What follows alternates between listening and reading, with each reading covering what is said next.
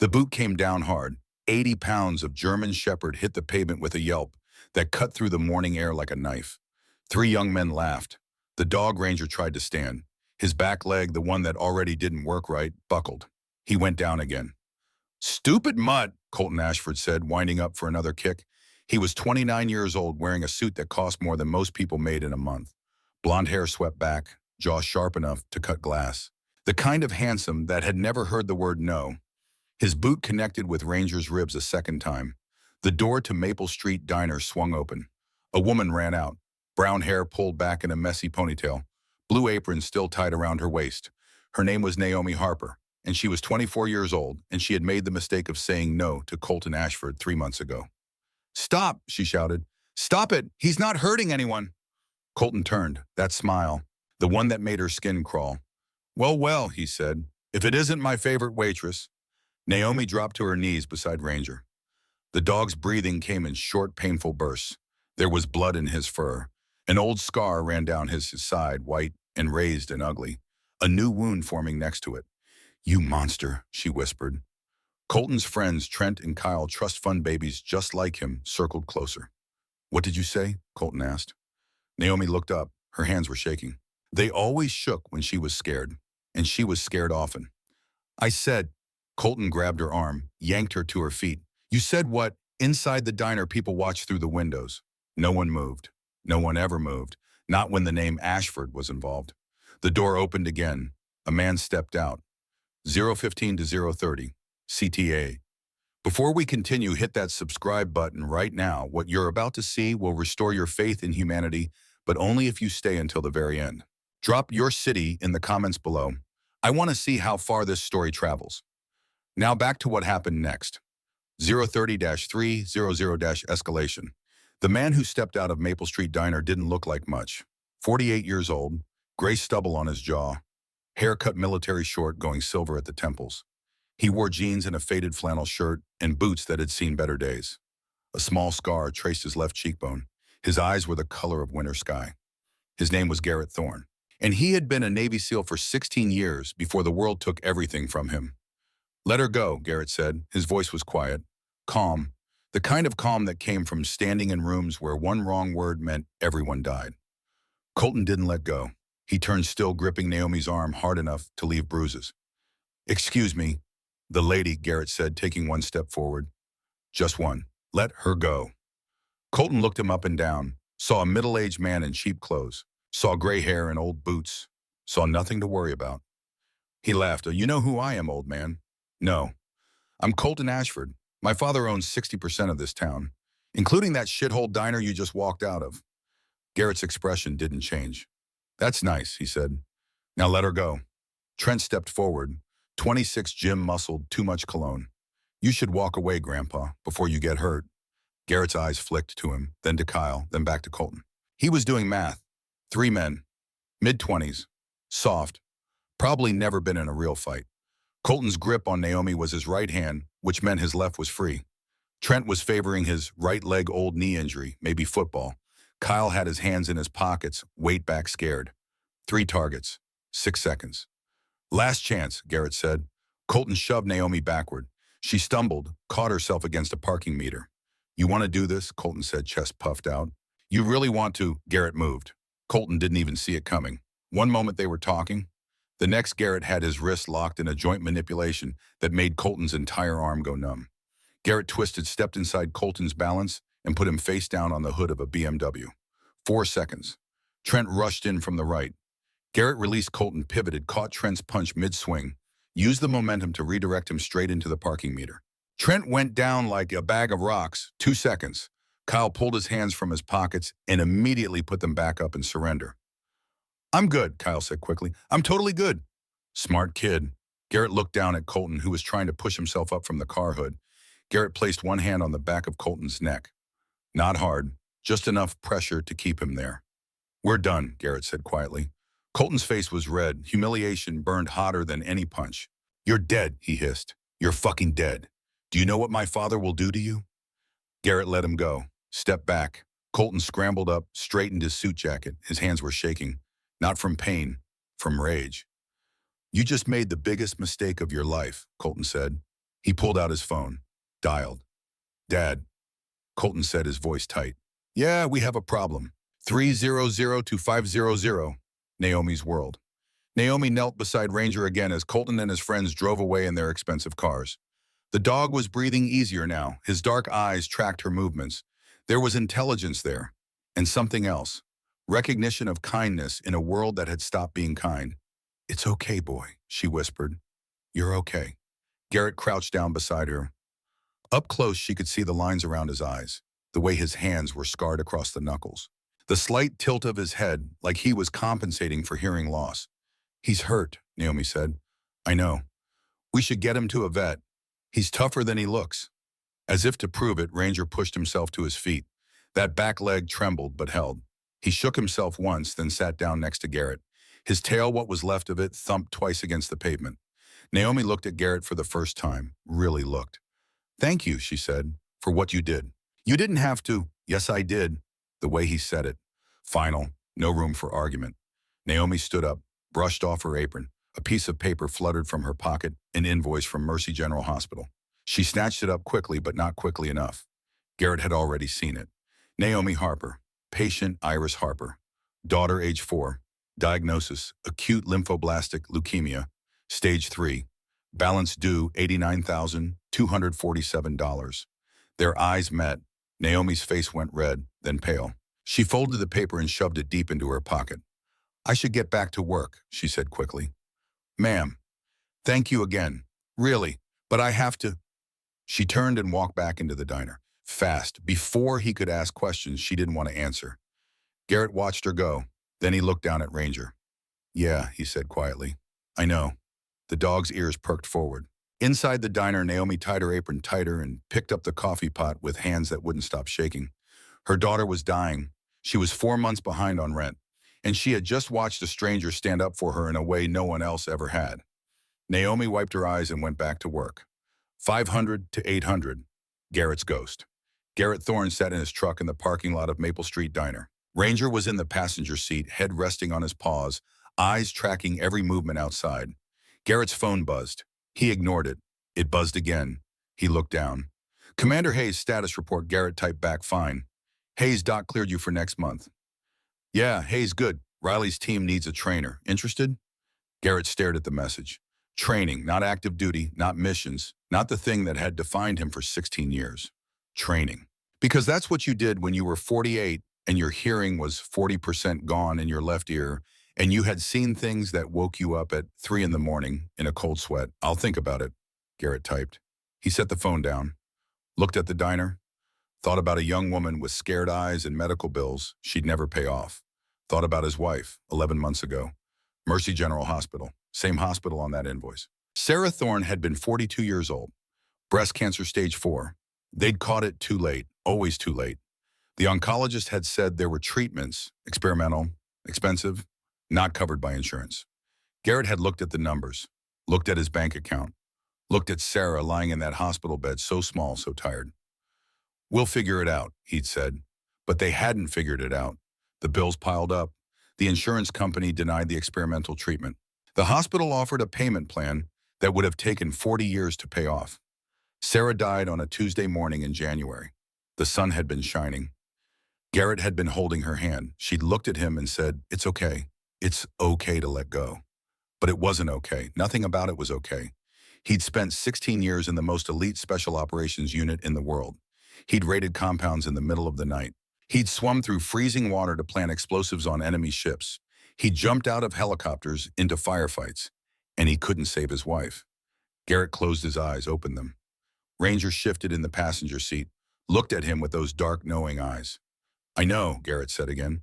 The dog had been with him for 8 years. 8 years of deployments, of training, of missions where things went wrong and people died, and Ranger's nose or teeth or pure stubborn courage made the difference between everyone coming home or some of them staying behind forever. 3 times. 3 times Ranger had saved Garrett's life. Once in Helmand Province, sniffing out an IED before Garrett's patrol walked into it. Once in Kandahar, alerting to an ambush 20 seconds before it happened. Once in a compound outside Kabul, taking down an insurgent who had Garrett dead to rights. Now Ranger was 9 years old. Retired. Just like Garrett. They'd both given everything they had, and for what Garrett started the truck. "Come on, boy," he said. "Hello, let's go home." But as he pulled out of the parking lot, he looked in the rearview mirror, saw the diner, saw that invoice in his mind, balance due $89, $247. He knew that number. He knew what it meant to watch someone you loved disappear because the world decided they weren't worth saving. Garrett's jaw tightened. Not again. Not if he could help it. 8 o'clock to 12 o'clock. The return. 20 minutes later, Colton Ashford walked back into Maple Street Diner. This time he brought friends. Naomi saw them coming. Her stomach dropped. The lunch rush was just starting. 12 people in the diner. Regulars mostly. Old Tom in the corner booth with his newspaper. The Martinez couple sharing a slice of pie. Rosa behind the counter, 60 years old, gray hair in a neat bun, hands knotted with arthritis. Rosa owned the diner, or she used to. Now Vaughn Ashford owned it, like he owned most things in this town. Colton walked in first. Trent and Kyle flanked him, and behind them 2 more men. Older, harder, not trust fund babies. These were the kind of men who got paid to make problems disappear. "Well, well," Colton said loudly. "Look who's still working." The diner went quiet. Naomi set down the coffee pot. Her hands were shaking again. "What do you want, Colton?" "What do I want?" He laughed. "I want an apology from you and from that psycho you sicked on me." "I didn't sick anyone on you. You were hurting that dog. That mutt attacked me. Ranger was lying on the sidewalk. You kicked him twice." Colton stepped closer. His cologne was overwhelming, too sweet, too strong. "You know what I think," he said. "I think you're confused. I think you need to remember who you're talking to." Rosa came out from behind the counter. Small, hunched, but steady. "Colton," she said, "please, not here, not in my diner." "Your diner," Colton turned to her. "You want to check who signs your lease, Rosa?" Rosa's face went pale. "I thought so," Colton said. "Now, I'm going to sit down. I'm going to order breakfast. And Naomi here is going to serve me with a smile. Understand?" Naomi looked at Rosa. Rosa looked at the floor. No help coming. No help anywhere. Naomi nodded. "Good girl," Colton said. He sat down in a booth. Trent and Kyle took the one behind him. The 2 enforcers stood by the door. Naomi walked over, pulled out her order pad. "What can I get you?" she asked, voice flat. "Coffee? Black? And eggs, over easy. Don't fuck it up this time." "I've never—" "What was that?" Naomi swallowed. "Coming right up." She turned to leave. Colton stuck out his foot. Naomi went down hard. The order pad skittered across the floor. Her knee cracked against the tile. Laughter from Trent and Kyle. "Oops," Colton said. "Sorry, didn't see you there." Naomi pushed herself up. Her knee was bleeding. She could feel everyone watching, feel their pity, their helplessness. She hated it, hated them, hated herself for being so weak. "It's fine," she said quietly. She picked up the order pad, walked to the counter. Rosa touched her arm. "Mija." "It's fine," Naomi said again. It wasn't fine. Nothing was fine. Her daughter was dying. She was 3 months behind on rent. And now this, always this. Men like Colton Ashford who took and took and took and never faced consequences. Naomi brought the coffee, set it down carefully. Colton looked up at her, that smile. "You know what," he said. "I changed my mind. I don't want coffee. I want orange juice." "Okay." She picked up the coffee cup. He grabbed her wrist. "I said I was sorry," he said, "for earlier when I tripped you. Didn't you hear me say sorry?" His grip tightened. "You need to accept my apology, Naomi. It's rude not to accept an apology." "I accept your apology," she whispered. "Good. Now bring me that orange juice." He let go. Naomi walked back to the counter. Rosa was crying silently. "Call someone," Naomi whispered. "Please." "Who?" Rosa whispered back. "The police officer Brennan plays golf with Vaughn Ashford every Saturday." Naomi closed her eyes, breathed, opened them, got the orange juice, started walking back to Colton's booth. The door opened. Garrett Thorne walked in, Ranger at his side. 1200 to 1500, the line. Colton saw him first. "You," he said, standing up. "You've got some balls coming back here." Garrett didn't look at him. He walked to the counter, sat down on a stool. Ranger sat beside him, alert, watching. "Ma'am," Garrett said to Rosa. "Coffee, please. Black." Rosa's hands shook as she poured. Colton stepped into the aisle, blocking Garrett's view. "I'm talking to you, old man." Garrett took a sip of coffee. "This is good," he said to Rosa. "Thank you." "Hey!" Colton slammed his hand on the counter. The sugar dispenser jumped. The diner was dead silent now. Even the couple with the pie had stopped eating. Garrett set down his coffee cup, turned slowly on the stool, looked at Colton. You need something, Garrett asked. Yeah, I need you to understand that you fucked up this morning, and now you're going to pay for it. Okay, Colton blinked. Okay. Sure. Trent and Kyle stood up. The two enforcers by the door shifted their weight. Naomi wanted to scream, wanted to run, wanted to disappear. Instead, she said, please don't. Garrett looked at her. She could see it in his eyes. That calculation, that cold assessment. He knew how this would end, and he was doing it anyway. It's fine, ma'am, Garrett said quietly. I've got this. Colton laughed. You've got this. You're one man. You're old. You're nobody. Maybe. I've got 5 guys here. We're going to break both your legs. Then we're going to make you watch while we trash this shithole diner. Then we're going to put that mangy mutt down. At the word down, Ranger's lips pulled back from his teeth. A low growl rumbled in his chest. It wasn't a sound a normal dog made. It was a sound an 80-pound weapon made.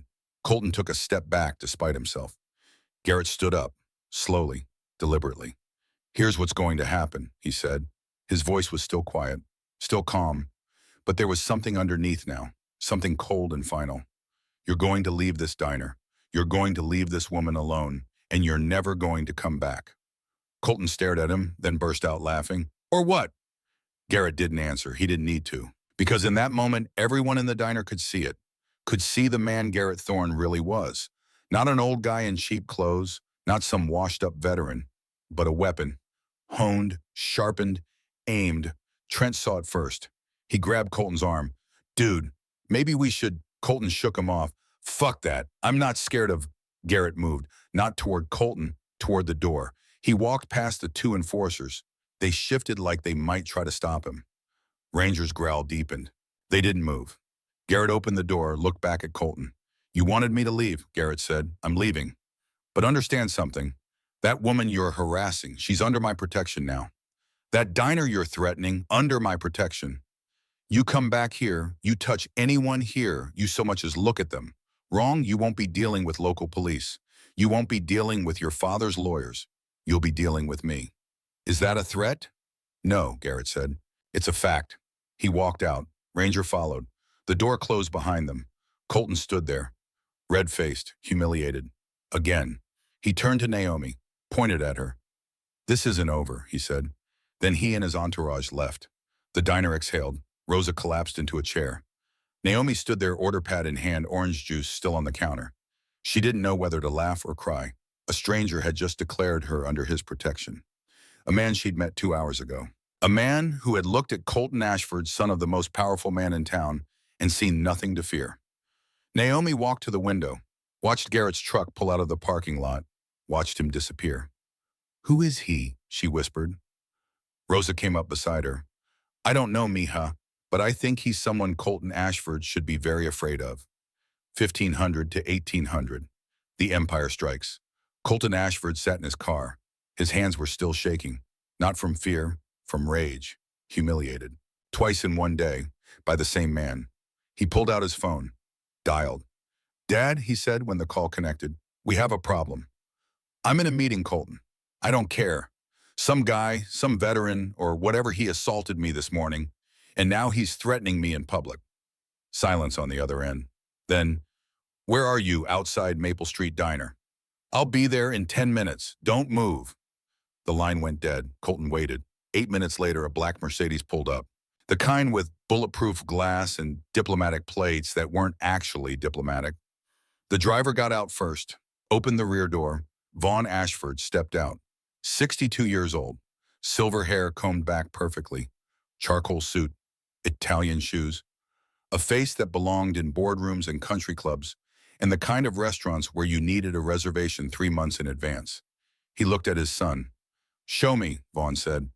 Colton got out of his car, lifted his shirt, showed the bruise forming on his ribs where Garrett had put him against the BMW hood. Vaughn's expression didn't change. Tell me everything, he said. Colton did. When he finished, Vaughn was quiet for a long moment. Then he said, this veteran, did you get his name? No. License plate? No. Vaughn's jaw tightened, just slightly, just enough for Colton to know he'd fucked up. But I know where he is, Colton said quickly. He's been at that diner twice today.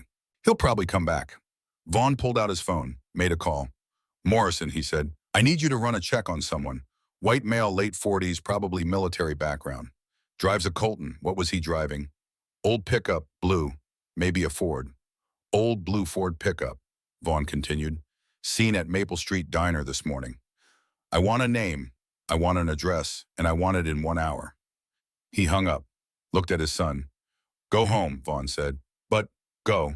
Home. I'll handle this. Colton opened his mouth to argue, saw his father's face, closed his mouth. He got in his car and left. Vaughn stood there in the parking lot of Maple Street Diner. He owned this building, owned the building next to it, owned 63 properties in this town. 2 banks, a hospital, half the city council. And some middle-aged veteran with a buy thought he could threaten Vaughn's son, thought he could waltz into Vaughn's world and dictate terms. Vaughn's phone buzzed. A text from Morrison got him. Garrett Thorne, 1247 Oakmont Road. Dishonorable discharge Navy. Wife died last year.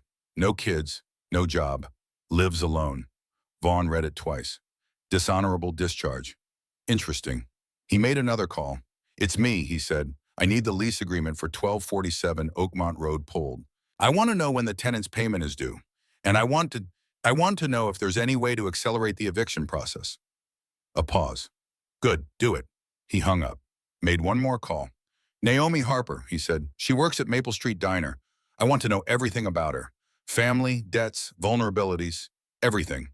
Another pause. 1 hour, Vaughn said. He got back in his Mercedes. His driver pulled away from the diner. Vaughn looked out the window at the town he'd built. The town he controlled. People like Garrett Thorne didn't understand how the world worked. They thought courage mattered, thought honor mattered, thought standing up for the weak made you a hero. Vaughn knew better. The world belonged to men with money and power and the willingness to use both without mercy. His phone buzzed again. Another text from Morrison Naomi Harper. Age 24, daughter Iris, age 4, leukemia stage 3, $89,000 medical debt. Rents at Evergreen Trailer Park Unit 14. 3 months behind on rent.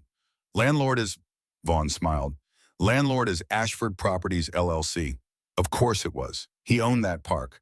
Owned 60% of the rental properties in this entire county. Naomi Harper was already in his world. She just didn't know it yet.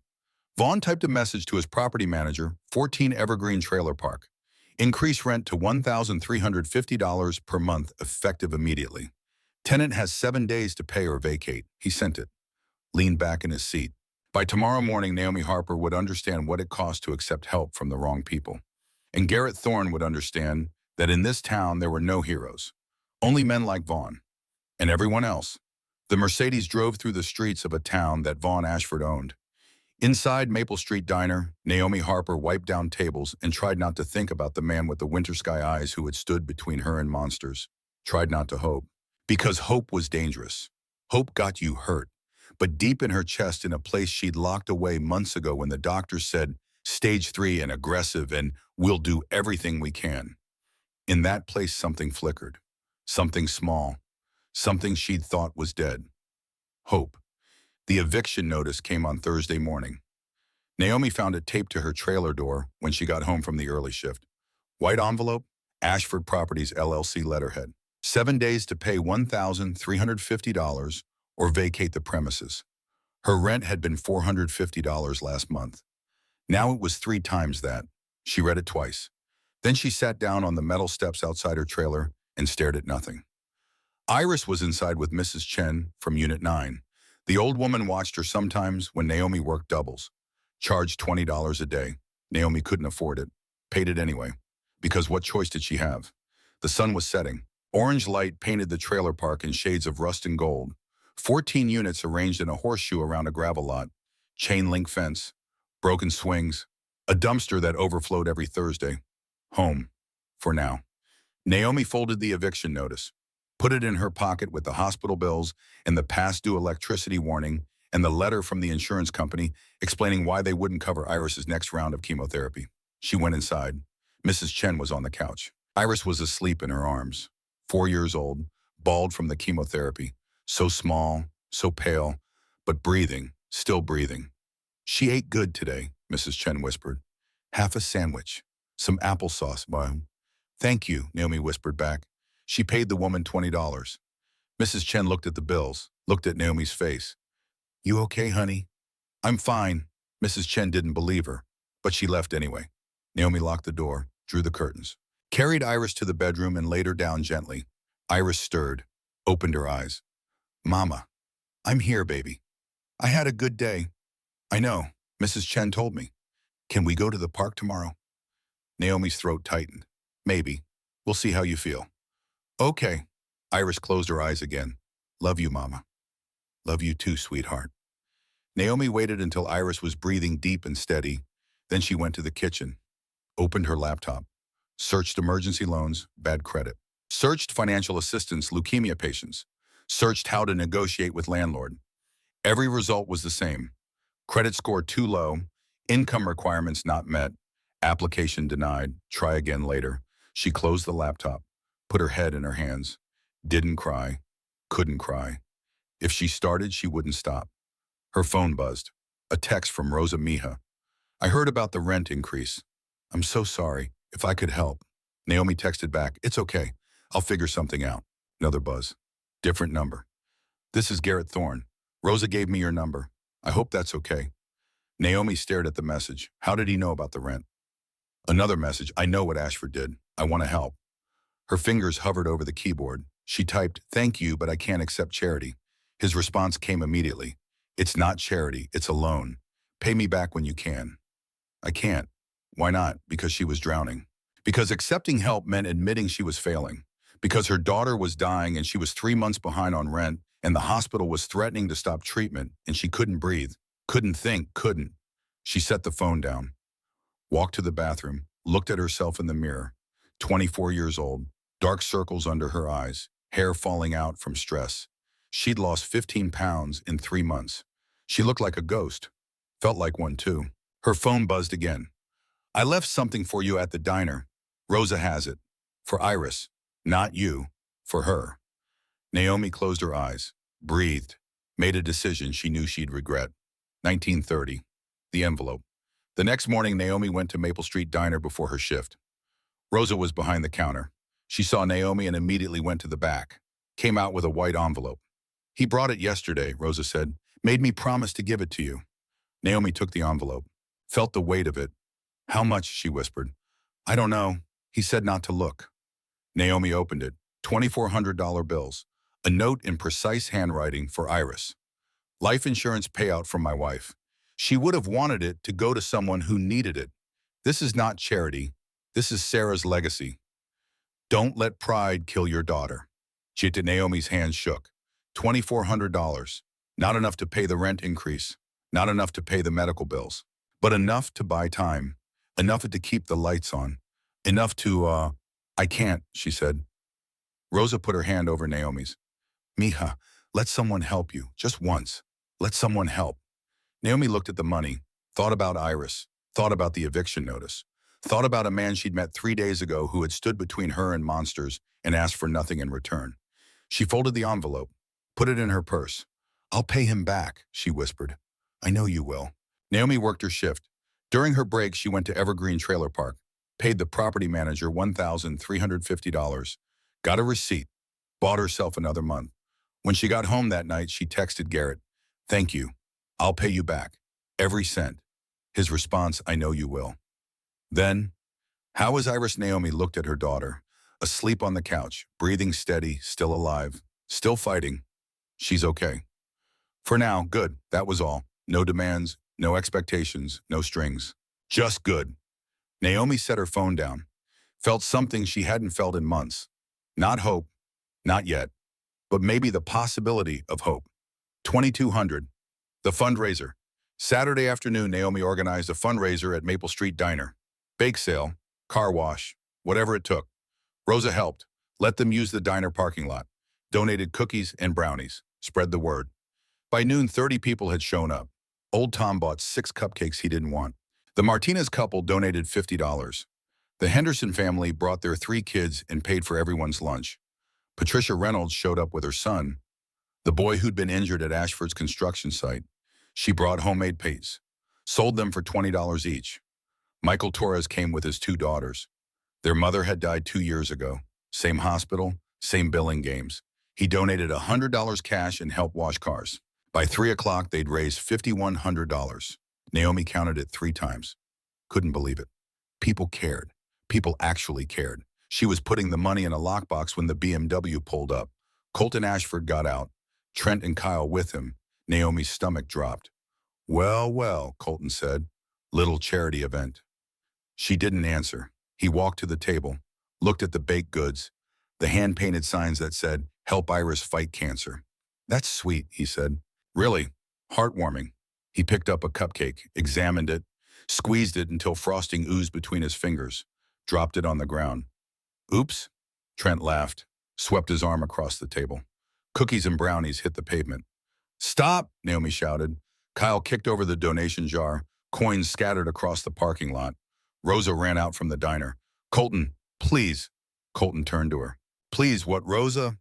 Please let you break health code regulations by using my father's property for an unlicensed business operation. We have permission. Do you? Colton pulled out his phone. Let me just call the health department, see what they think. Don't, Naomi said. Please don't. He looked at her, that smile. Get on your knees. Silence. What? Naomi whispered. You heard me. Get on your knees, beg me not to call. If you do it right, maybe I'll consider it. The parking lot was full of people, 30 witnesses, all of them looking at the ground, looking away, looking anywhere but at Naomi. Because what could they do? Call the police officer. Brennan played golf with Vaughn Ashford. Fight back. Colton's father owned half the town. They were powerless. All of them. Naomi felt something break inside her. Not her spirit, her fear. She stepped forward, looked Colton Ashford in the eye. Well, no, she said. His smile faded. What did you say? I said no, I won't beg, I won't kneel. You want to call the health department? Call them. You want to shut this down? Shut it down. But I will not kneel to you. Not today, not ever. For a moment, no one moved. Then Patricia Reynolds stepped forward, stood beside Naomi. She's not alone, Patricia said quietly. Michael Torres moved to Naomi's other side. None of us are.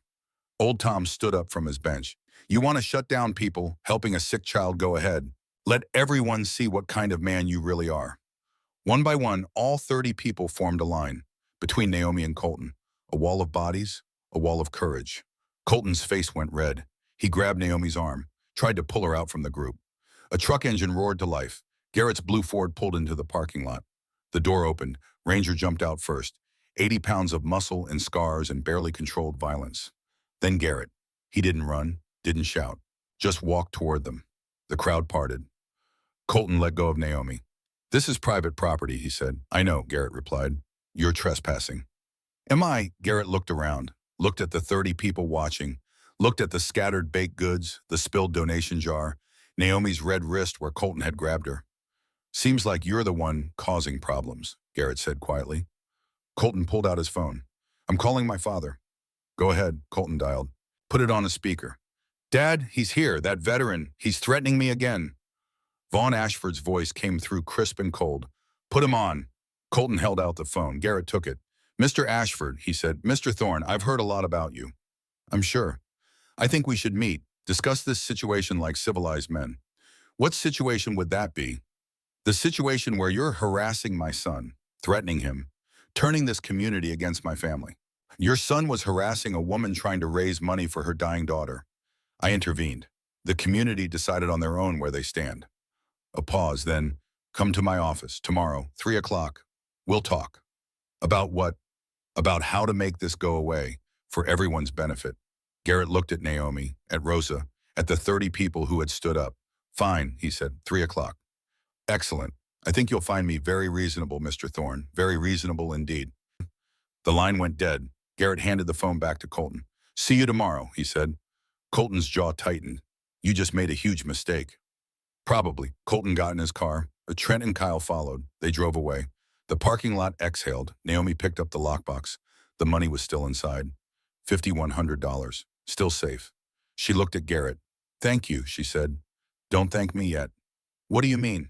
Garrett knelt down. Started picking up the scattered cookies. Ranger helped, gently taking a brownie in his mouth and setting it on the table. The crowd joined in. Within minutes, everything was cleaned up, reorganized, better than before.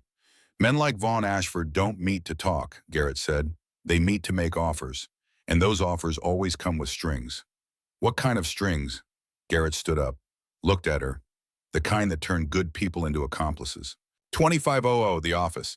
Sunday at 3 o'clock, Garrett sat in Vaughn Ashford's office. Top floor, floor-to-ceiling windows, mahogany desk, Persian rug, original oil paintings on the walls. Ranger sat at his feet. Vaughn poured scotch into 2 crystal glasses, slid one across the desk. "Thank you for coming," Vaughn said. Garrett didn't touch the scotch.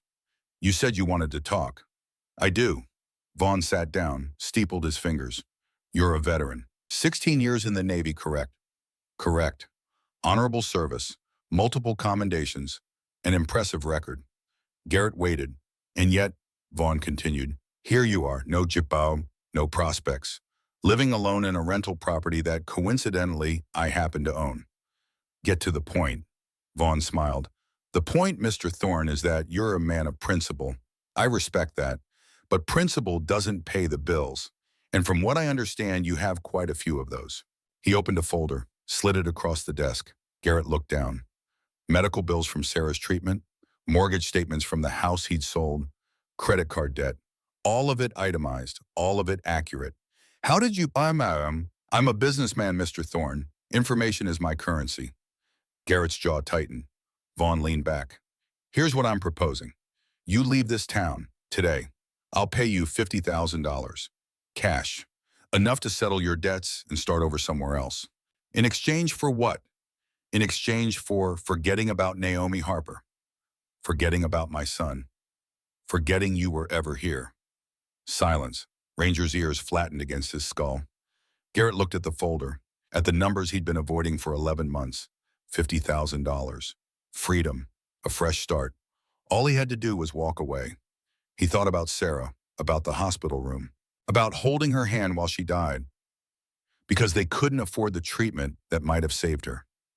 He thought about Naomi, about Iris, about a 4-year-old girl fighting for her life while men like Vaughn Ashford played games with people's survival.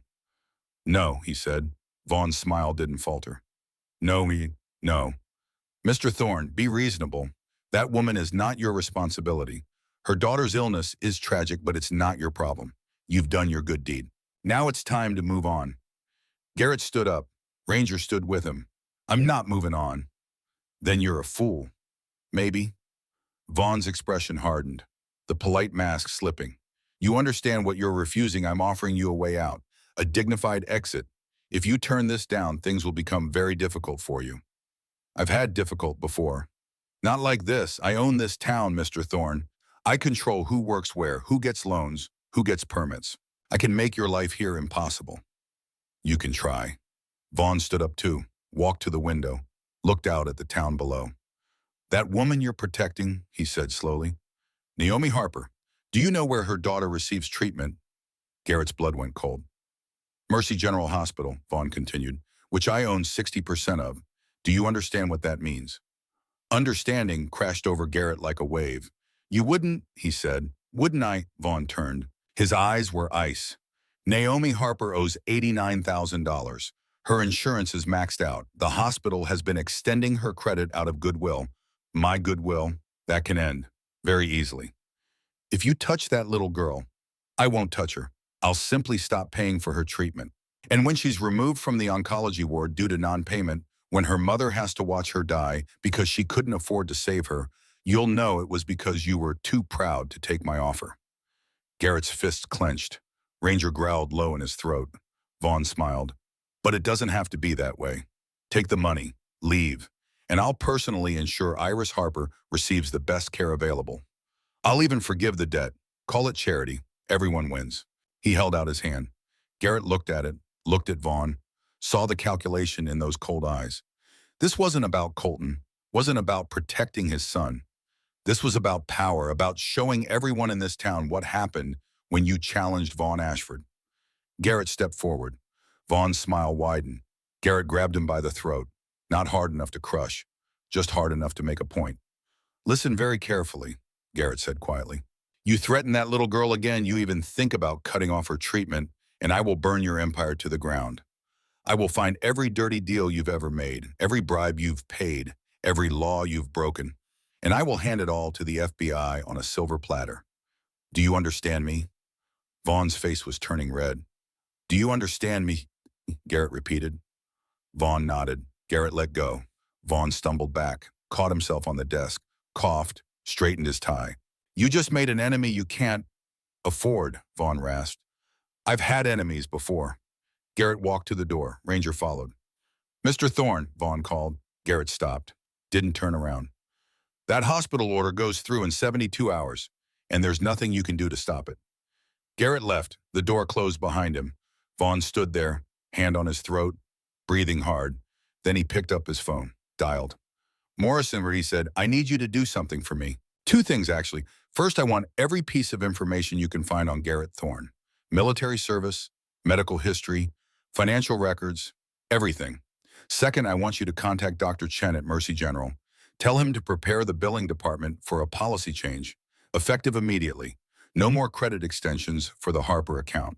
He hung up, looked out at his town, his empire. No one threatened Vaughn Ashford. No one. 29, 45, 72 hours, Monday morning. Naomi got the call. She was getting Iris dressed for her chemotherapy appointment when her phone rang. Mercy General Hospital. Mr. Harper. A woman's voice. Professional. Apologetic. This is Linda Chen from Patient Billing. I'm calling to inform you that we need to review your account before we can continue treatment. Review, what does that mean? It means we've identified some discrepancies in your insurance coverage. We need to resolve them before Iris's next appointment. Well, the world tilted. But her appointment is today. She needs her treatment today. I understand this is difficult, Ms. Harper, but hospital policy requires us to have clear billing authorization before proceeding with expensive treatments. How long will the review take? A pause. Our billing department is quite backed up. It could take 2 to 3 weeks. She doesn't have 3 weeks. Naomi's voice cracked. Iris looked up from the couch, scared. Mama. Naomi turned away, pressed the phone to her ear. Please, she whispered. Please don't do this. She's 4 years old. She's sick. She needs... I'm very sorry, Ms. Harper, but this decision came from administration. If you want to contest it, you'll need to speak with the hospital director. Would you like me to transfer you? Yes, please. Hold music. 2 minutes. 3. Then, I'm sorry, Ms. Harper, the director is unavailable. His office will call you back within 48 hours. 48 hours, but the line went dead. Naomi stood there, phone in hand, breathing hard, not crying, couldn't cry in front of Iris. She called the hospital back. Different department, got the same answer. Policy change, billing review, 2 to 3 weeks. She called the insurance company. They said the hospital hadn't contacted them about any discrepancies. She called the hospital director's office. Got voicemail. She called again and again and again. No one would help. No one could help. Naomi sank to the floor, put her head against the wall. Her phone rang. Garrett, she answered. I heard, he said. I'm so sorry. How did you... Vaughn called me this morning. Told me what he did. Wanted me to know it was my fault. Wanted me to know he always wins. Naomi couldn't speak. There's another hospital, Garrett said. St. Mary's, 40 minutes away. I already called. They can take Iris. They have an opening tomorrow. I can't afford... I can. I'll pay the deposit. We'll figure out the rest. Garrett, no. I can't ask you to. You're not asking. I'm offering.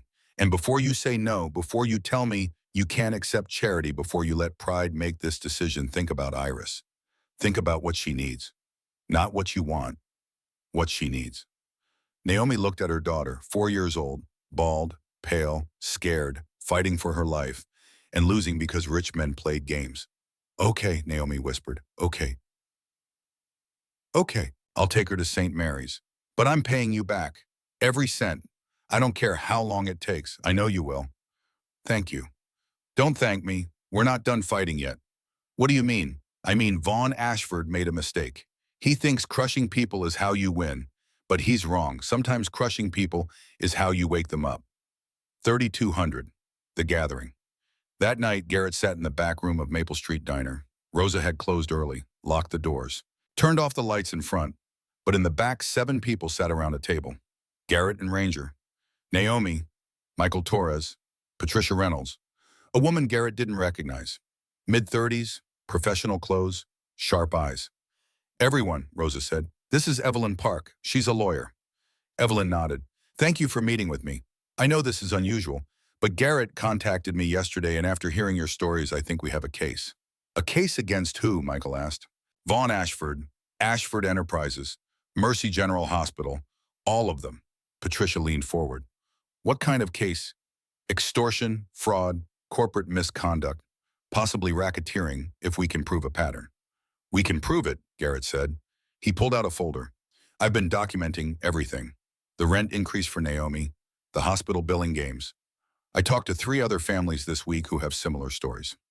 Ashford finds vulnerable people, gives them just enough rope to hang themselves. Then he uses their desperation against them. Evelyn took the folder, flipped through it. This is good, she said, but it's not enough. We need hard evidence, financial records, internal communications, proof that Ashford is deliberately targeting people. How do we get that? Naomi asked. Evelyn looked at Garrett. Garrett looked at Ranger. I have some ideas, he said. Legal ideas, Evelyn asked. Mostly legal. Hey, Garrett, I spent 16 years in the Navy doing things I can't talk about. Trust me when I say I know how to get information without leaving fingerprints. Michael shook his head. This is crazy. You're talking about breaking into Ashford's offices. He'll have security, cameras, alarms. I know. You'll get caught. Maybe. And if you do, he'll bury you. He'll bury all of us. He's already burying you, Garrett said quietly. Your wife died because Ashford's hospital played billing games. Patricia's son was crippled because Ashford's construction company cut corners. Naomi's daughter is being denied treatment because Ashford wants to punish me. How much more buried can you get? Silence. Then Patricia spoke. What do you need from us? Testimony.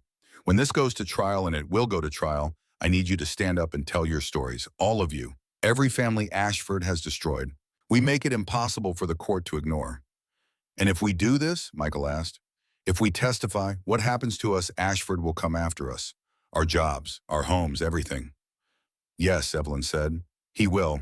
I'm not going to lie to you. This will be hard. It will be dangerous, but it's also the only way to stop him. Naomi stood up. I'll testify. Whatever it takes, my daughter deserves better than this. All our children do. Michael looked at her, at this young woman who had found courage somewhere deep inside her broken heart. Okay, he said. I'm in. Patricia nodded. Me too. Rosa put her hand on the table. And me. I've been paying protection money to Ashford for 15 years. Didn't even know it was protection money until last week when I tried to sell this place. Found out he owns the building and has been skimming 30% off my lease payments the whole time. One by one, they all agreed, a small army. Broken people, but standing up anyway. Garrett looked at Evelyn. How long do we have? If we're going to file, we need to move fast. Once Ashford realizes what we're doing, he'll start covering his tracks. We have maybe a week, 2 at most. Then I go tomorrow night. Where? Naomi asked. Ashford Enterprises, his main office. If there's evidence, it'll be there. I'm coming with you, Naomi said. No. Yes, this is my fight too. It's too dangerous. Everything is dangerous. Staying silent is dangerous. Letting him win is dangerous. At least this way I'm fighting back.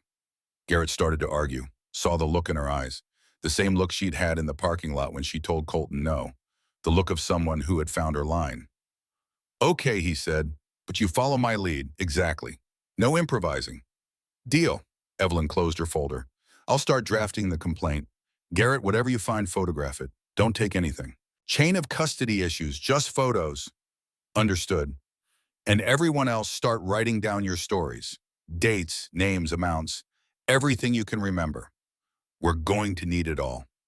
The meeting broke up. People left in pairs, careful, quiet. Garrett stayed behind with Ranger. Rosa brought him coffee.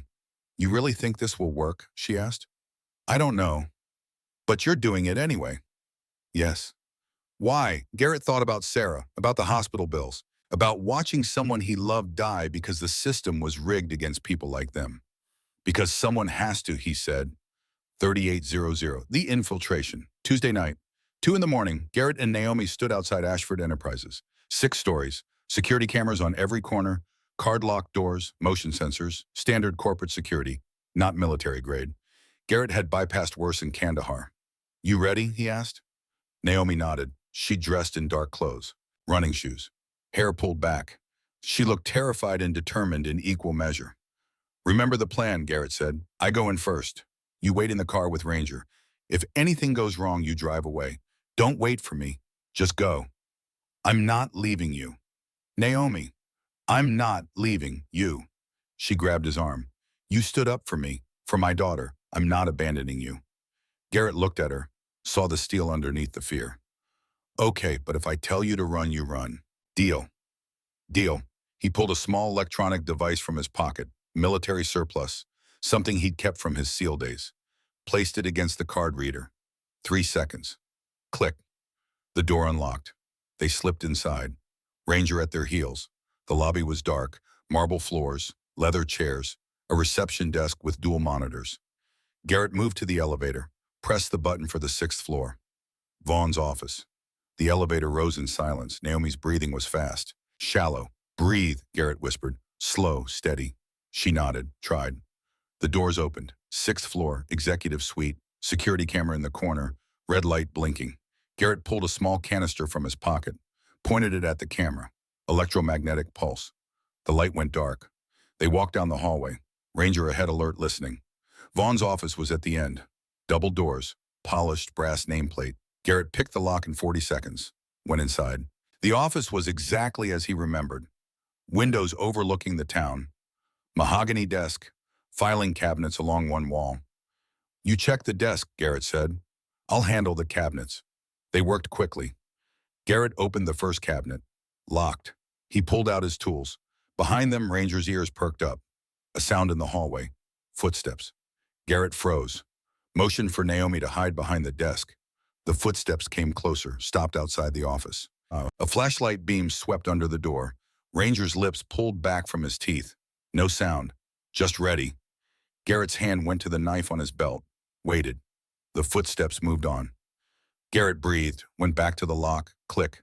The cabinet opened. Inside were files, dozens of them. Property acquisitions, hospital billing records, construction contracts with safety violations noted and ignored, payoffs to city officials, threats sent to people who tried to sue, 18 years of crime, all documented. All right, here. Garrett pulled out his phone, started photographing. Everything, page by page. Naomi joined him, used her phone too. They worked in tandem, silent, efficient. 20 minutes, hundreds of photos. Then Garrett heard it, Ranger's low growl. Not at the door, at the window. Garrett turned. Outside in the parking lot, 6 stories below, 2 cars pulling in. Black SUVs as men getting out. 4 of them, not security guards. Armed, Garrett's stomach dropped. We need to leave, now. But we're not done. Now, Naomi. He grabbed her hand. They ran, back down the hallway, to the elevator. Garrett pressed the button. Nothing. Shut down. He looked at the emergency exit sign. Stairs. They pushed through the door, started down. Ranger bounded ahead, 6 floors. They made it to the 4th when the door below them opened. 2 men, guns drawn. Garrett didn't hesitate. He vaulted over the railing. Dropped 1 flight, landed hard. Pain shot through his knee, ignored it. Pulled Naomi after him. Ranger landed beside them. They kept running. 3rd floor, 2nd floor. Behind them shouting, 1st floor. Garrett hit the lobby door at full speed, burst out into the parking lot. The 2 SUVs were blocking his truck. 4 men, all armed, all advancing. Garrett pulled his knife. Ranger crouched, ready. This was bad. This was very bad. And then headlights swept across the parking lot. A car screeched to a stop. The driver's door opened. Rosa. Get in, she screamed. Garrett stared. Now, Rosa shouted. They ran, dove into the car. Gunshots. The rear window shattered. But Rosa was already moving. Already gone. She drove like she'd done this before. Fast, controlled. Through side streets. Away from Ashford's building. Away from the men with guns. After 5 minutes, she pulled into an empty church parking lot. Turned off the engine. They sat there, breathing hard. How did you know? Garrett asked. Rosa's hands were shaking on the wheel.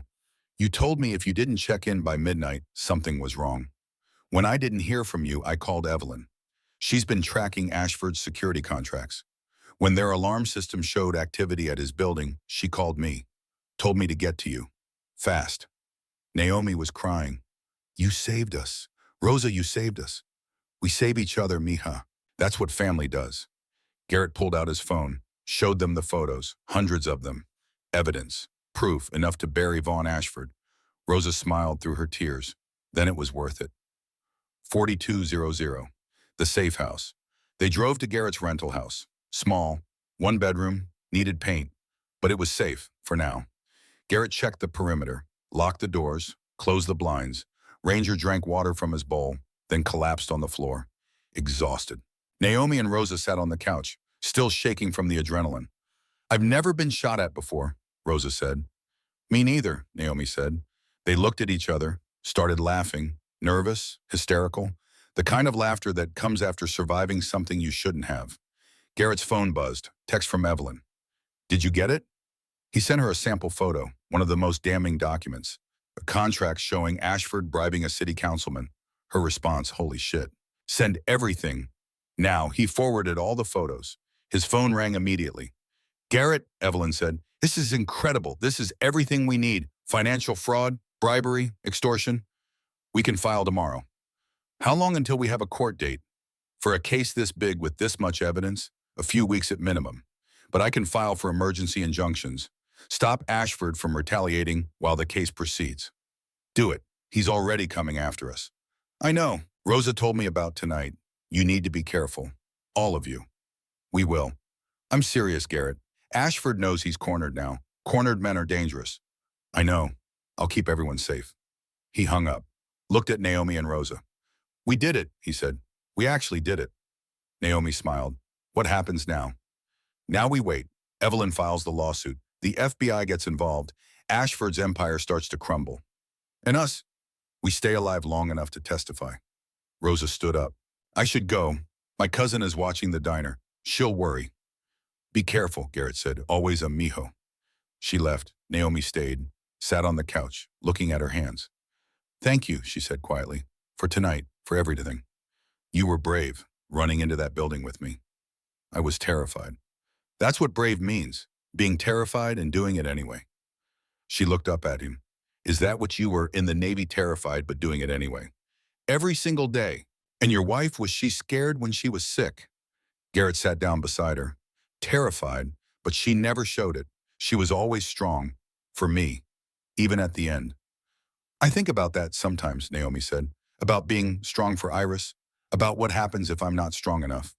You are. Or how do you know? Because you're still standing. Because your daughter is still fighting. Because tonight you broke into a building to protect her. That's not weakness, Naomi. That's love. And love is the strongest thing there is. She leaned her head on his shoulder. Started crying. Not scared crying, relief crying. The kind that comes when you've been holding everything in for so long and finally someone tells you it's okay to let go. Garrett put his arm around her. Let her cry. Ranger walked over, put his head in her lap. She scratched behind his ears. Good boy, she whispered. Good boy. They sat like that for a long time. Three broken people, finding strength in each other. 44:50. The knife. An hour later, Naomi's phone rang. Unknown number, she answered. Put it on speaker. Vaughn Ashford's voice. Cold, controlled, furious. Ms. Harper, I believe you have something that belongs to me. Naomi's hand shook. I don't know what you're talking about. Don't play games. You and your friend broke into my building, stole confidential documents. That's corporate espionage, a federal crime. We didn't steal anything. Photographs count as theft, Ms. Harper. And I have video of you entering my property. I've already contacted the FBI. They'll be very interested in your criminal activities. Garrett took the phone. This is Thorne. You want to talk about the FBI? Let's talk about the evidence we just handed them. 18 years of fraud, bribery, extortion. Your empire is finished, Ashford. A long pause, then, you think you've won? You haven't. I've destroyed better men than you. I'll destroy that woman, her daughter, everyone you care about. No, you won't, because I'm not giving you the chance. Brave words from a man who's about to lose everything. The line went dead. Naomi looked at Garrett. He's going to come after us. He's going to... Her phone rang again. Mrs. Chen. Naomi answered. Naomi? Mrs. Chen's voice was panicked. Naomi, they took her. They took Iris. The world stopped.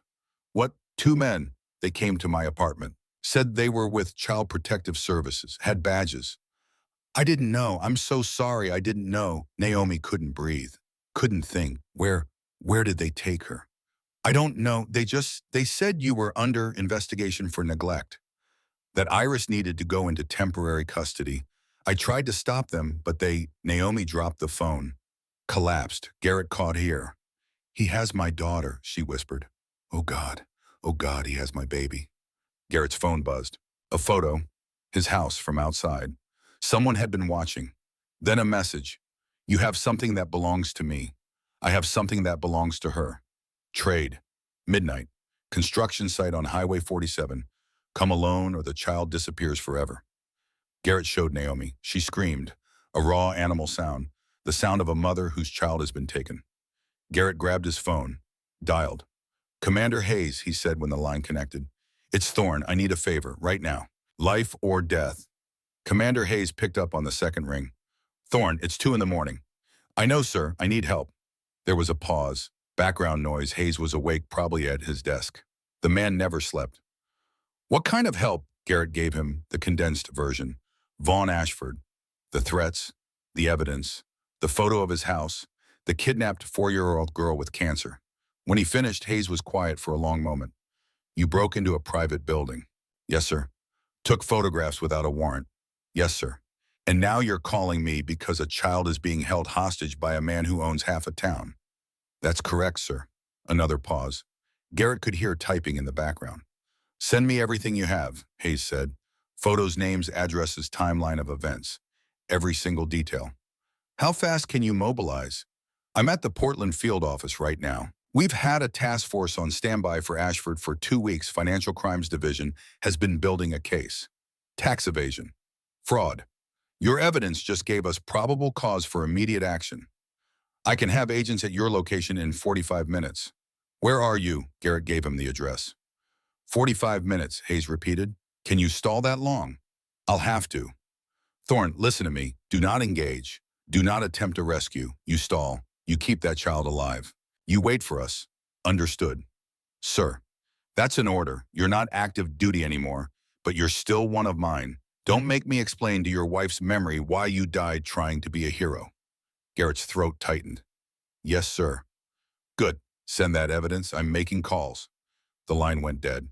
Garrett forwarded every photo to Hayes, then to Evelyn Park with a message: Iris has been taken. Meeting Ashford at Highway 47 construction site at midnight. FBI en route. If something happens to me, file everything. Her response came immediately. Don't you dare die on us. We need you. He looked at Naomi. She was on the floor, rocking back and forth, arms wrapped around herself, in shock. Garrett knelt beside her. Naomi, look at me. She didn't respond. Naomi. He took her face in his hands, made her meet his eyes. I'm going to get her back. Do you hear me? I'm going to bring Iris home. He'll kill her. He'll kill you both. No, he won't. Because Commander Hayes is sending the FBI. They'll be there in 45 minutes. I just need to keep Ashford talking until they arrive. What if he doesn't wait? What if he... Then I'll handle it. That's what I was trained for. Hostage extraction, high-risk situations. I've done this before, Naomi. Trust me. She grabbed his shirt. Promise me. Promise me you'll bring her back. Garrett thought about all the promises he'd made in his life. All the ones he'd kept. All the ones he'd broken. Sarah's face in that hospital bed. Iris's small voice saying, Jesus loves you. I promise, he said. It was a lie. He couldn't promise that. But sometimes lies were kinder than truth. 46:30. The plan. Garrett spent the next 20 minutes preparing. He changed into dark tactical clothes, checked his knife, grabbed a small LED flashlight, a first aid kit, Ranger's tactical vest, the one from their Navy days, still in the closet. Naomi watched him. I'm coming with you, she said. No. She's my daughter. I know. That's why you need to stay here. If something goes wrong, if Ashford gets both of us, Iris has no one. Rosa is 60 years old and can barely walk upstairs. You're Iris's mother. You're her only family. You need to stay alive. For her. Naomi's face crumpled. I can't just sit here. I can't. Yes, you can, because it's what Iris needs, and you've been doing what she needs for 4 years. Don't stop now. Bam, a knock at the door. Garrett froze, pulled his knife. It's me, a voice called. Evelyn. Garrett opened the door. Evelyn Park stood there with a man Garrett didn't recognize. 40, buzz cut, eyes that had seen things. This is Marcus Webb, Evelyn said. Former FBI. Retired last year. He owes me a favor. Marcus nodded at Garrett. Navy SEAL, he was. Good. You'll need that training tonight. He pulled out a small device.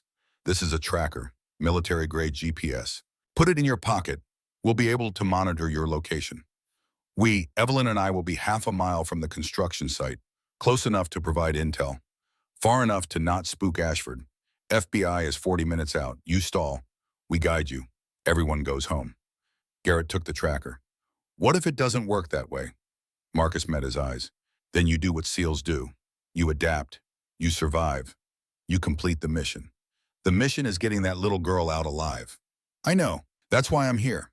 Evelyn pulled Naomi aside, started talking to her in low tones, giving her instructions, emergency numbers, what to do if things went wrong. Marcus looked at Ranger. Good dog. The best. Attack trained, 8 years in combat zones. Then you've got backup. Use it. Garrett checked his watch. 11:15 p.m., 45 minutes until the meet. His phone buzzed. Unknown number. He answered. Mr. Thorne. Vaughn's voice, smooth, controlled. Just calling to confirm our appointment. Midnight. Construction site. You remember.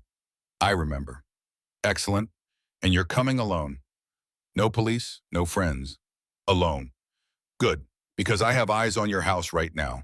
If I see anyone follow you, the child dies. If I see police, the child dies. If you're late, the child dies. Are we clear? Crystal. See you soon, Mr. Thorne. The line went dead. Garrett looked at Marcus. He's watching the house. I know. I saw the surveillance van 2 blocks over. We'll take care of it on our way out. You leave in 5 minutes. We'll clear the tail. Garrett turned to Naomi. She was crying silently. Bring her home, she whispered. I will. He walked out. Ranger at his side, into the night, into whatever came next. 47:30. The drive. The construction site was 15 miles outside town. Half-finished commercial building, steel framework, concrete foundation, surrounded by chain-link fence and darkness. Garrett drove slowly, watching the mirrors. No one followed. Marcus had been as good as his word. His phone rang. Evelyn. We're in position, she said. Half-mile east. We can see the site. 2 vehicles already there. Black SUVs, at least 6 men visible. Armed. Can't tell from this distance. Assume yes. Copy that. Garrett, FBI is 30 minutes out. You just need to keep him talking for 30 minutes. I'll do my best. Be careful. Please. He hung up, pulled up to the construction site entrance. 11:58 p.m. 2 minutes early, the gates were open. Garrett drove through, parked 50 feet from the 2 SUVs, cut the engine, sat in silence for a moment. Ranger looked at him with those dark, knowing eyes. You ready, boy? The dog's tail thumped once. Always ready.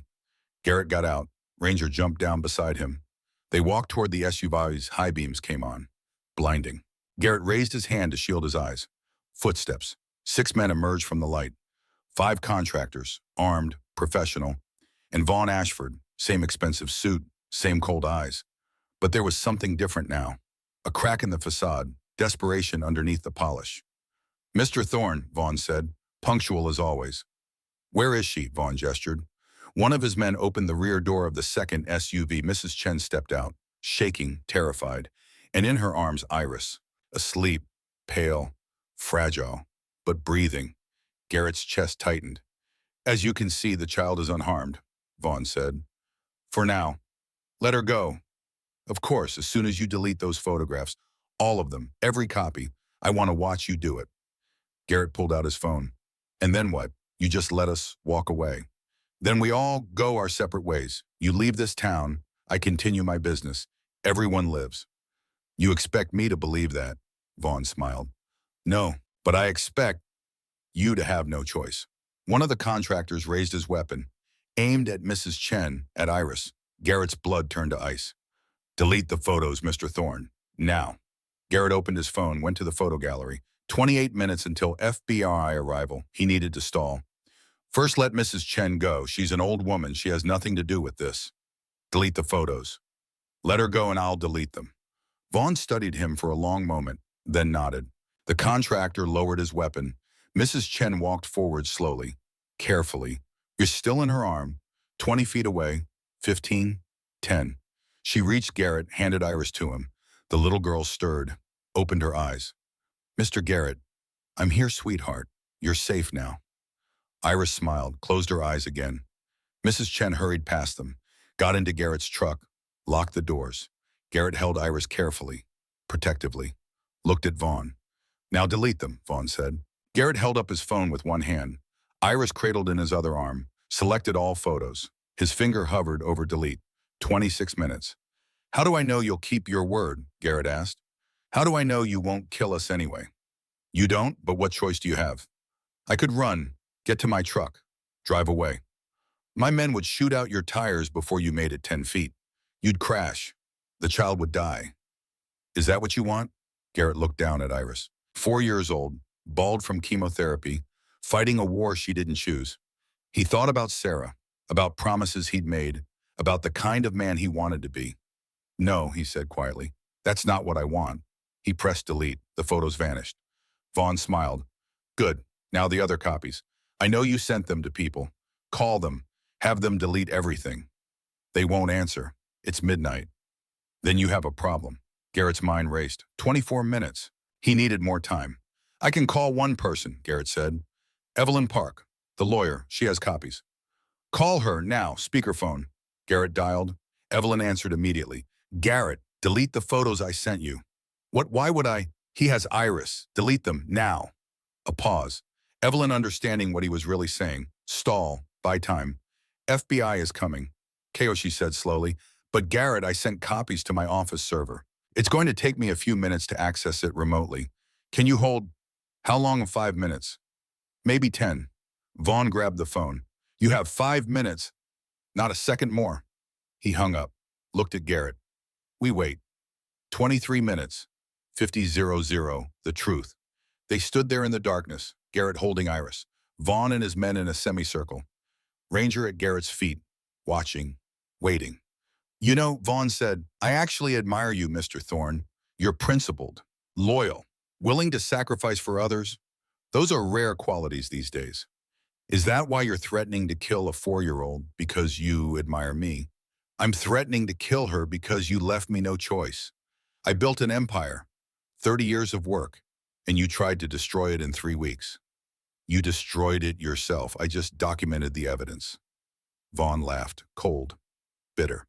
Evidence. Such a quaint word, as if evidence matters, as if truth matters. It doesn't. The only thing that matters is power, and I have power. You have nothing. I have something you'll never have. What's that? People who stand with me because they want to, not because they're paid, not because they're scared, because they believe in something bigger than themselves. How touching. And where are these people now? You're standing here alone, holding a dying child, waiting for me to decide if you live or die. Some victory. Garrett looked down at Iris. She was awake now, watching, listening, not scared, just present. You're wrong about her, Garrett said quietly. Excuse me. You called her a dying child, but she's not dying. She's fighting. There's a difference. And Iris reached up, touched Garrett's face. Are you sad, Mr. Garrett? She asked. No, sweetheart. The bad man seems sad. Garrett looked at Vaughn, saw something flicker in those cold eyes, not quite emotion, but close. My son is in federal custody, Vaughn said suddenly. Did you know that they arrested him this evening? Obstruction of justice, witness intimidation. He's looking at 5 years minimum. He made his choices. He's 29 years old. He doesn't know better. I should have protected him. That's what fathers do. They protect their children by threatening other children, by doing whatever is necessary. Garrett's phone rang. Evelyn, he answered. Put it on speaker. I deleted everything from my server, she said. It's gone. All of it, Vaughn asked. Every file, every photo, gone. Vaughn smiled. Excellent. Thank you for your cooperation, Miss Park. He gestured to one of his men. The contractor raised his weapon, pointed it at Garrett. Wait, Garrett said. We had a deal. We did, and I kept it. I let the old woman go. I waited while your lawyer deleted the files, but I never said I'd let you live. You kill me, you become a murderer. Right now, you're just a white-collar criminal. There's a difference. There's really not when you have the right lawyers. The contractor's finger moved to the trigger. Iris spoke. Please don't hurt him. Everyone froze. The little girl looked at Vaughn with those wimple, innocent eyes. Mr. Garrett is nice, she said. He helps people, like Jesus does. Vaughn stared at her. Jesus loves you too, Iris continued. Even when you're being mean. Mama told me that. She said Jesus loves everybody, even the bad people, because Jesus wants them to be good instead. Something broke in Vaughn's face. Just for a second. Then it was gone. Lower your weapon, he said to the contractor. Boss. I said lower it. The man lowered the gun. Vaughn stepped closer to Garrett.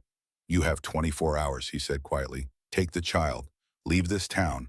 If I ever see you again, if you ever speak about what happened here, I will find you. I will find everyone you care about, and I will end you. Do you understand? Yes. Good. Now get out of my sight. Garrett turned, started walking toward his truck, Iris in his arms, Ranger beside him. He'd made it 10 steps when he heard it. Sirens, distant but getting closer, red and blue lights on the horizon. Vaughn heard them too. What did you do? He hissed. I bought time, Garrett said. That's all I needed to do. FBI vehicles poured through the gates. A dozen of them. Agents spilled out, weapons drawn. Vaughn Ashford, someone shouted through a megaphone. Step away from your men, hands where we can see them. Vaughn stood frozen. Then he looked at his contractors. Stop them. Whatever it takes, stop them. The contractors looked at each other, looked at the FBI agents, looked at Vaughn. One by one, they set down their weapons, raised their hands. Smart men. They knew when a fight was lost. Vaughn's face twisted with rage. You're all fired, he screamed. You hear me? You're all... An agent tackled him, drove him to the ground, cuffed him, read him his rights. Commander Hayes stepped out of one of the vehicles, walked over to Garrett. You okay, Thorne? Yes, sir. Hayes looked at Iris. And the little one? She's okay too. Sir, how did you the timing? We were already mobilized when you called. Financial Crimes Division has been watching Ashford for 8 months. Your evidence gave us probable cause for immediate action. We were coming anyway. You just gave us a reason to move faster. 8 months. Anonymous tip. Someone sent us documentation of Ashford's tax evasion. We've been building the case ever since. Who? Hayes smiled. Attorney-client privilege. But let's just say certain lawyers in this town have been paying attention longer than you think. Garrett looked across the construction site, saw Evelyn Park standing by one of the FBI vehicles. She nodded at him. One warrior to another, 52-30. The reckoning. They took Vaughn away in handcuffs. His contractors were processed separately. Some would cooperate, some wouldn't. It didn't matter anymore. The empire was falling. Garrett sat in the back of an ambulance with Iris. EMTs checked her vital signs. Blood pressure, heart rate, everything normal. She's healthy, one of them said. For a child undergoing chemotherapy, she's remarkably stable. Naomi came running across the lot. Evelyn had called her, told her Iris was safe. Baby, Naomi sobbed. Oh, my baby. She grabbed Iris, held her, cried into her hair. Iris patted her mother's back. It's okay, Mama. I'm okay. Mr. Garrett protected me, and Ranger, and Jesus. Naomi looked at Garrett, tears streaming down her face. Thank you, she whispered. Thank you, thank you, thank you. You don't need to. She hugged him, fierce, desperate. The kind of hug that said, you saved my entire world. When she pulled back, Commander Hayes was standing there. Ms. Harper, he said, I'm Commander Hayes. I need to take statements from everyone involved. It's going to be a long night, but I promise you Ashford is going to prison for a very long time. How long? Based on the evidence, Mr. Thorne provided plus our existing investigation, we're looking at multiple federal charges. Tax evasion, fraud, bribery, extortion, conspiracy, kidnapping. He's looking at 30 years minimum. No parole. Naomi started crying again, but this time from relief. 5400. The fall. The trial happened 3 months later. Federal courthouse in Portland. Standing room only. Naomi testified first. Told her story. The rent increase, the hospital billing games, the threats. Her voice shook at first, then grew stronger. By the end, she wasn't scared anymore. She was angry. Righteous anger. The kind that changes things. Michael Torres testified next. About his wife's death. About the hospital delays. About losing everything. Then Patricia Reynolds. Then Rosa. Then 8 other families. Each one with the same story. Ashford had found them at their weakest. Had used their desperation against them. Had destroyed them because he could. The jury listened. Stone-faced, taking notes, Evelyn Park presented the documentary evidence. 18 years of financial records, payoffs, threats, everything Garrett had photographed, plus 8 months of FBI investigation, bank records, wiretaps, testimony from Ashford's former employees. The prosecution's case took 4 days. The defense took 3 hours. Vaughn's lawyers tried everything, claimed the evidence was fabricated, claimed Garrett had broken into the building illegally, so nothing was admissible. Evelyn demolished them, showed that the FBI had obtained everything through proper warrants, that Garrett's photographs had simply pointed them toward evidence they'd collected legally. The jury deliberated for 90 minutes, came back with a verdict, guilty, on all counts. The judge set sentencing for 2 weeks later. When they brought Vaughn back into the courtroom, he looked smaller, older, broken. Vaughn Ashford, the judge said, you have been found guilty of 32 counts of federal crimes. The evidence presented shows a pattern of deliberate, systematic abuse of power spanning nearly 2 decades. You have destroyed families, ruined lives, threatened children, all in the pursuit of profit and control. Vaughn stood there, silent. Before I pass sentence, does the defense wish to make a statement? Vaughn's lawyer stood. Your Honor, my client wishes to address the court. The judge nodded. Vaughn stood, looked at the gallery, at Naomi, at Garrett, at all the families he'd destroyed. I have nothing to say to you, he said quietly. You were means to an end, nothing more. And I would do it all again if given the chance. Because that's what winning looks like. That's what power is. The courtroom erupted. The judge banged his gavel. Order, order in this court. When the room quieted, the judge looked at Vaughn. Then you've made my decision very easy, Mr. Ashford. I sentence you to 32 years in federal prison. No possibility of parole. May God have mercy on your soul. Because this court will not. They led Vaughn away. He didn't look back. Colton Ashford was tried separately. State charges, assault, harassment, conspiracy to kidnap. He pleaded guilty to all charges, took full responsibility. During his sentencing hearing, he read a statement. I was raised to believe that money and power were the only things that mattered. My father taught me that people were obstacles to be overcome or tools to be used. I believed him, and I hurt people. So many people, I can't take that back. I can't undo the pain I caused, but I can change. I can become someone different, someone better, and I will spend every day of my sentence trying to do that. The judge sentenced him to 6 years. With credit for good behavior, he could be out in 3.5. The courtroom was full that day too, but this time when Colton was led away, he looked back.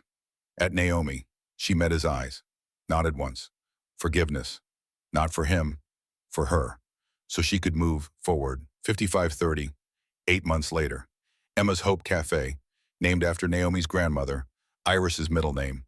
The cafe sat on Main Street, small, cozy, exposed brick walls and wooden tables and photos on every surface. Photos of families, of children, of survivors. Naomi stood behind the counter, hair longer now, healthy. She'd gained back the weight she'd lost, looked alive again. Rosa worked the register, humming to herself. The lunch rush was just ending.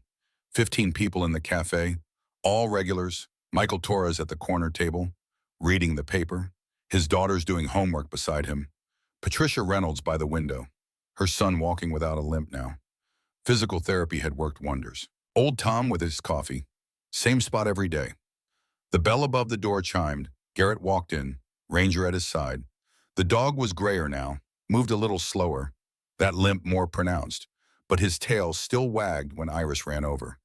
Ranger, you came. The little girl was nearly 5 now, hair grown back in soft curls, bright eyes, rosy cheeks, healthy, 8 months cancer-free. She threw her arms around the dog's neck. Ranger tolerated it with the patience of a saint. Gentle Iris, Naomi called. Remember, Ranger's getting old. I know, Mama, but he doesn't mind. Do you, boy? Ranger's tail thumped twice against the floor. Garrett walked to the counter. Coffee, Naomi asked. Please. She poured, slid it across. He took a sip. Still the best in town, he said. Liar. Rosa makes it too strong. I like it strong. They smiled at each other. 8 months had changed both of them. Naomi had opened the cafe with money from the Victim Compensation Fund, $28,000. Ashford's assets had been seized, distributed to the families he'd destroyed. She'd used her share to build something good, something that helped people. The cafe had a community board, job postings, resources for families dealing with medical debt, a fund that paid for one free meal a day for anyone who needed it. No questions asked. Garrett had gone back to work for the Navy, not active duty. Training, canine handlers, new recruits, teaching them what Ranger had taught him. That loyalty mattered. That courage came in all sizes. That sometimes the best weapon was a dog who refused to quit. He split his time between the base and this town, between the past and whatever came next. "How's the new class?" Naomi asked. "Good, smart kids. They'll do well." "And you, how are you?" Garrett set down his coffee. "I'm okay. Better than okay, actually." "Really? Really?" Naomi studied his face. "You look lighter, like you're not carrying as much." "Maybe I'm not." "That's good. Sarah would be happy." "Yeah, I think she would." The bell chimed again. Evelyn Park walked in, professional suit, briefcase, but smiling. She'd become the county prosecutor 6 months ago, youngest in state history. Her first major case had been the full prosecution of everyone involved in the Ashford organization. She'd won every single case. "Naomi Garrett," she said, "I have news." "Good news," Naomi asked. "The best. Colton Ashford's parole hearing is next month. He's applied for early release. 3.5 years served of his 6-year sentence." Naomi's smile faded slightly. "What do you think will happen?" "Honestly, I think he'll get it. He's been a model prisoner, finished his GED, got certified as an addiction counselor, started a support group for inmates dealing with family trauma. The warden wrote a letter of recommendation." "And you believe he's changed?" Garrett asked. Evelyn nodded. "I've been visiting him twice a month for 2 years, not as a prosecutor, as someone who understands loss. He's different. What Iris said that night about Jesus loving him even when he was mean, it stayed with him. He found something in prison. Purpose, maybe, or redemption. Either way, he's not the same person." Naomi was quiet. "Then, if he gets out, tell him he can come here. If he wants to apologize, I'll listen." "You don't have to do that." "I know, but Iris would want me to, and I'm trying to teach her that forgiveness is stronger than revenge." Evelyn smiled. "You're a good mother, Naomi." "I'm trying to be." 5700. The visitor. 2 months later, Colton Ashford walked into Emma's Hope Cafe. Thin, older looking than his 29 years. Humble. He wore jeans and a plain shirt. No expensive suit. No arrogance. Just a man trying to find his way back to humanity. The cafe went quiet when he entered. Everyone recognized him. Everyone remembered. Naomi walked out from behind the counter. Met him in the middle of the room. "Miss Harper," Colton said quietly, "thank you for seeing me. You came to apologize. I came to try. I know words aren't enough. I know I can't undo what I did. But I want you to know I'm sorry for hurting you, for hurting your daughter, for being the person I was. I've spent every day of the last 3.5 years trying to become someone worthy of your forgiveness." Naomi looked at him, really looked, saw the change, the genuine remorse, the brokenness that had been forged into something stronger. "I forgive you," she said. Colton's knees buckled. He caught himself on a chair. You, you do?" "Yes, because forgiveness isn't for you, it's for me, so I can stop carrying hate, so I can move forward. So my daughter can see that mercy is stronger than revenge." She held out her hand. Colton stared at it, then took it. They shook. The cafe exhaled. Slow applause started. Not everyone, but some. The ones who understood that people could change, that redemption was possible, that the hardest thing in the world was choosing mercy when justice would be easier. Colton wiped his eyes. "Thank you. Thank you so much." "Don't thank me, thank God, and thank your second chance. Don't waste it." "I won't, I promise. I'm starting work next week at a youth center, helping kids who are going down the same path I did, trying to show them there's another way." "That's good, really good." Colton looked around the cafe, at the photos on the walls, the community board, the free meal fund. "You built something beautiful here," he said. "I built something hopeful. There's a difference," he nodded. Started to leave, stopped, turned back. "Miss Harper, can I ask you something?" "Yes." "Your daughter that night, she said Jesus loved me even when I was being mean. Did she really believe that?" "Yes." "Why?" Naomi smiled. "Because she's 4 years old, and 4-year-olds haven't learned to hate yet. They only know how to love, even when it doesn't make sense, even when people don't deserve it." Colton was quiet for a long moment. "I hope I can learn that someday," he said. "You will. You're already starting." He left. The door closed behind him. Naomi stood there, feeling lighter than she had in years. Garrett walked over, Ranger beside him. That took courage, he said. No, that took faith. There's a difference. Where's Soraya? Is there? She looked at him. Faith is believing people can change. Courage is giving them the chance to prove it. 5830. 3 years later. Emma's Hope Cafe. Grand reopening after expanding to twice its size. New kitchen, more tables, a small stage for local musicians. The cafe was packed. 70 people. Standing room only. Naomi stood at the microphone. 31 years old now. Confident, strong. Iris beside her, 7 years old. Hair in 2 braids. Bright pink dress. Healthy, vibrant. Nearly 4 years cancer-free. Thank you all for coming, Naomi said. 6 years ago, I was broken. My daughter was dying. I was drowning in debt, and I felt completely alone. The room was silent. But I wasn't alone because people showed up.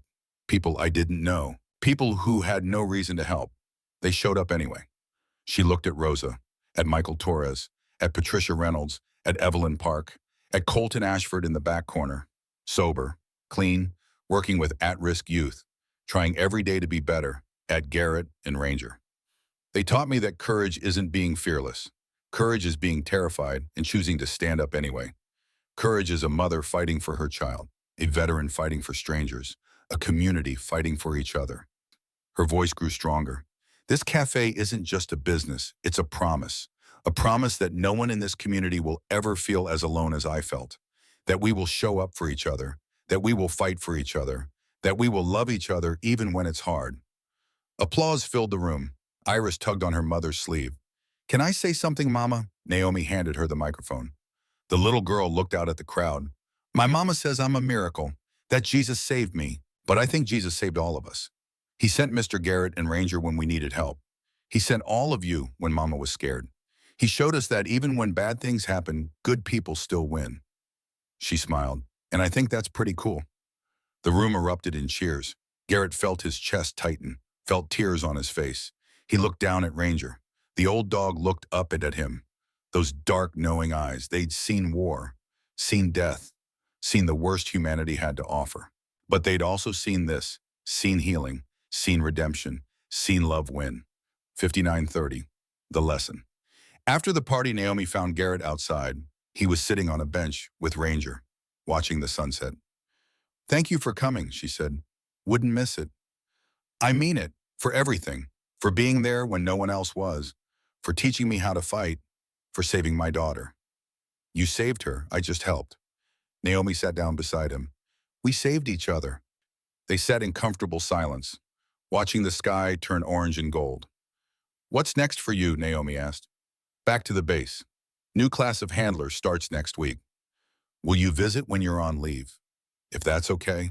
It's more than okay. This is your home too now. You know that, right? Garrett looked at the cafe, at the people inside, at the community that had formed around one woman's courage. Yeah, he said. I know. Iris ran out, threw her arms around Ranger. I love you, puppy. You're my best friend. Ranger's tail wagged, slow, tired, but happy. Mr. Garrett, Iris said, can I ask you something? Of course. Why did you help us when you didn't even know us? Garrett thought about Sarah, about the hospital, about promises and failures and second chances. Because someone I loved very much taught me that we're supposed to take care of each other. That's what makes us human. And when I saw your mama being hurt, when I saw you needing help, I remembered that lesson. Do you still miss her, the person who taught you every day? But she'd be proud of you, right? I hope so. Iris smiled. I know so, because Jesus told me in a dream. He said you're one of the good ones, and good people always make the people they love proud. She hugged him, quick, innocent, pure, then ran back inside. Naomi wiped her eyes, out of the mouths of babes. Yeah. The sun set, the sky turned purple, stars began to appear. Garrett stood up. I should go. Long drive back to base. Be safe. Always am. He started to leave. Naomi called after him. Garrett, he turned. Thank you for showing me that even broken people can be heroes. He smiled. You were always a hero, Naomi. You just needed to realize it. 6000, the end. 6 months later, Garrett sat in his truck outside a cemetery, small, quiet, trees overhead. Sarah's grave was in the back corner. He got out. Ranger followed. They walked to the headstone. Sarah Marie Thorne, beloved wife, 1982 to 2024. Love never fails. Garrett knelt down. Hey, he said quietly. It's been a while. I know, I'm sorry. The wind rustled through the trees. I did something you would have been proud of. I helped a family, a mom and her little girl, just like you would have wanted me to. His voice cracked. The girl's okay now, healthy, happy. And the mom, she's strong, Sarah. So strong. She reminds me of you. Ranger sat beside him, leaned against him. I miss you every single day. But I think I finally understand what you meant. That last morning, when you said it was okay to let go, he wiped his eyes. You weren't telling me to forget you. You were telling me to keep living, to find purpose, to help people, to be the man you always believed I was. He stood up, placed his hand on the headstone. I love you, always will. But I'm not going to spend the rest of my life drowning in grief. I'm going to honor your memory by being the person you helped me become. He stepped back, saluted. Standard military funeral salute. Held it for 3 seconds, then lowered his hand. See you on the other side, Sarah. He turned, walked back to the truck. Ranger followed. They drove away as the sun set behind them, drove toward the base, toward new recruits who needed training, toward a life with purpose, toward whatever came next. The radio played softly, some old country song about second chance and redemption. Garrett smiled, reached over and scratched Ranger's ears. You know what, old friend? The dog looked at him. I think we're going to be okay. Ranger's tail thumped against the seat. Once, twice, 3 times. We're already okay, those dark eyes seemed to say. We just needed to realize it. And for the first time in 2 years, Garrett Thorne believed it. The sun set. The stars came out, and somewhere in the darkness, hope lived on.